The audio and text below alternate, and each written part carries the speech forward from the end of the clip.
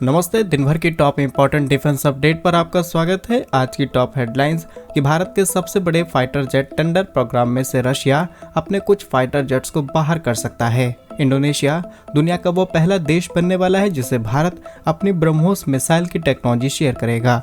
Recently ministry of defence की तरफ से एक RFI जारी की गई है सेना के लिए, जिसमें हम नए एंटी ड्रोन एमिनेशंस को खरीदने वाले हैं। भारत के पहले AI वॉरशिप को बनाकर के तैयार किया जा चुका है और MDL की तरफ से भारत के सबसे बड़े फ्लोटिंग ड्राई डॉक को बनाने का काम शुरू हो चुका है। तो आइए वन बाय वन ये सारी इंपॉर्टेंट अपडेट डिटेल्स में आपको बताते हैं। यदि आपको हमारी ये न्यूज सीरीज पसंद आया तो इस वीडियो को लाइक और चैनल को सब्सक्राइब जरूर कीजिएगा। तो सबसे पहले भारत के सबसे बड़े फाइटर जेट प्रोग्राम की बात की जाए तो भारत का 110 नए फाइटर जेट को खरीदने का प्रोग्राम, जो कि एक multi role fighter aircraft program है, इसे भारत सरकार की तरफ से कई बार मॉडिफाई किया जा चुका है ताकि हम इससे बेस्ट आउटपुट ले पाएं। और जब भारत की तरफ से इस नए फाइटर जेट प्रोग्राम के टेंडर्स को रिलीज किया जाता है तो इसमें बड़ी बड़ी कंपनीज पार्टिसिपेट करती हैं, जैसे कि बोइंग, लॉकहीड मार्टिन अपने F-16 के साथ, डसॉल्ट एविएशन राफेल के साथ, साब ग्रिपेन के साथ, यूरोफाइटर टाइफून के साथ और रशिया की MiG-35 और Su-35 के साथ यहाँ पर इसमें पार्टिसिपेट किया जाता है। लेकिन अभी जो इंटरनल रिपोर्ट्स आ रही हैं इसके बेसिस पर कहा जा सकता है कि रशिया अपने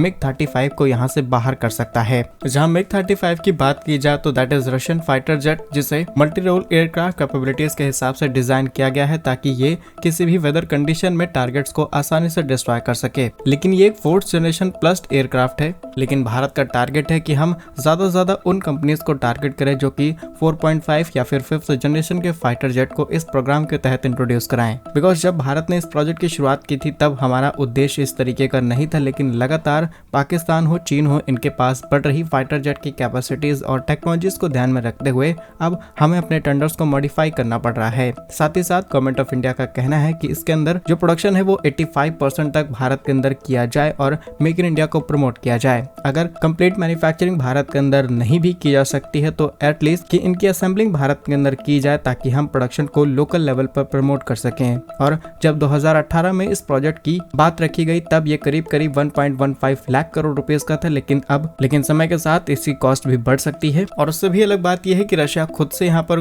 अपने फाइटर जेट को बाहर निकालने की कोशिश में है, क्योंकि रशिया के सामने काफी बड़े चैलेंज आ रहे हैं। यहाँ पर हमें FA-18E Super Hornet, Eurofighter Typhoon, Dassault, Rafale और साब के ग्रिपेन ये शामिल किए गए हैं, जो कि इस फाइटर जेट से काफी अच्छा परफॉर्म करते हैं। इसलिए कुछ इंटरनेशनल चैलेंजेस भी कंपनी को फेस करने पड़ सकते हैं। लेकिन अभी भी Su-57 और Su-35 जैसे ऑप्शंस हैं रशिया के पास, जिनके साथ डेफिनेटली रशिया इस कॉन्ट्रैक्ट में इंपॉर्टेंट पार्टनर बना रहेगा। साथ ही लास्ट वीडियो में हमने आपको ये भी बताया था कि किस तरीके से अमेरिका फाइटर जेट प्रोग्राम में नखरे दिखा रहा है, इसीलिए हम चाहते हैं कि प्रोडक्शन को हम लोकलाइज कर सकें। वहीं कई इंटरनल रिपोर्ट्स ये तक बताती हैं कि कई यूरोपियन कंपनीज और अमेरिकन कंपनीज के साथ बातचीत की गई है, जिसमें कंपनियां बहुत ज्यादा कोशिश करी हैं कि उन्हें किसी न किसी तरीके से इस कॉन्ट्रैक्ट में शामिल कर लिया जाए। लेकिन गवर्नमेंट ऑफ इंडिया की कंडीशन ये है कि अगर आप टेक्नोलॉजी शेयर करेंगे, प्रोडक्शन भारत के अंदर करेंगे, तभी आपको इस टेंडर में शामिल किया जा सकता है। तो इसे आप गवर्नमेंट ऑफ इंडिया का एक बहुत ही अच्छा डिसीजन बोल सकते हैं, जिससे लोकल प्रोडक्शन को प्रमोट किया जा सकता है। आपके हिसाब से गवर्नमेंट का डिसीजन सही है या फिर नहीं, यस और नो के साथ कमेंट्स में जरूर लिखिएगा। नेक्स्ट इंपॉर्टेंट अपडेट की बात की जाए तो यह भारत की ब्रह्मोस सुपरसोनिक क्रूज मिसाइल से जुड़ी हुई, जहां पर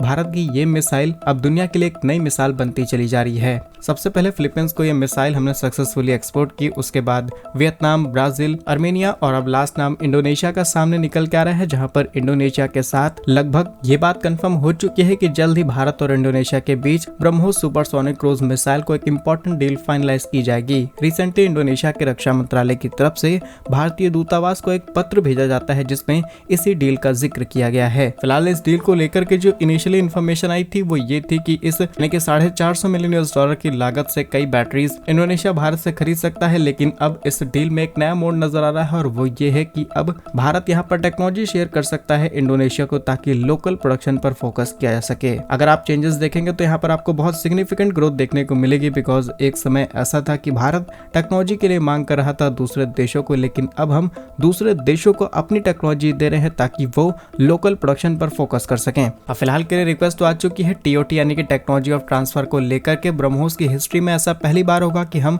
किसी और देश को टेक्नोलॉजी शेयर करने जा रहे हैं। अब एग्जैक्टली गवर्नमेंट ऑफ इंडिया इस चीज पर राजी होगी या फिर नहीं, ये आने वाले समय में पता चलेगा। लेकिन अच्छी बात यह है कि भारत में बनी हुई ब्रह्मोस मिसाइल का 86% हिस्सा स्वदेशी है। नेक्स्ट इंपॉर्टेंट अपडेट भारतीय सेना से सामने निकल के आ रही है, जहां पर रिसेंटली मिनिस्ट्री ऑफ डिफेंस की तरफ से एक RFI यानी कि रिक्वेस्ट फॉर इंफॉर्मेशन जारी किया गया है, जिसमें 23 mm के एंटी ड्रोन एमिनेशंस को खरीदा जाएगा। बट कंडीशंस ये है कि जिन एंटी ड्रोन एमिनेशंस को खरीदा जाएगा ये सभी मेक इन इंडिया के अंदर तैयार किए होने चाहिए। यहाँ पर मिनिस्ट्री ऑफ डिफेंस का पूरा फोकस है कि हम चीजों को किसी भी तरीके से लोकलाइज कर सकें और ज्यादा से ज्यादा जो सेना के लिए खरीदारी है उसे लोकल कंपनियों से ही किया जाए। नेक्स्ट इंपॉर्टेंट अपडेट INS सूरज से सामने निकल के आ रहा है, जहाँ पर ये भारत का पहला AI इनबिल्ट वॉरशिप बना करके तैयार किया जा चुका है और अब फाइनली ये लॉन्च भी किया जा चुका है। अच्छी बात यह है कि भारतीय नौसेना की ताकत इस तरीके की टेक्नोलॉजी से और ज्यादा बढ़ने वाली है। साथ ही साथ ये प्रोजेक्ट 15B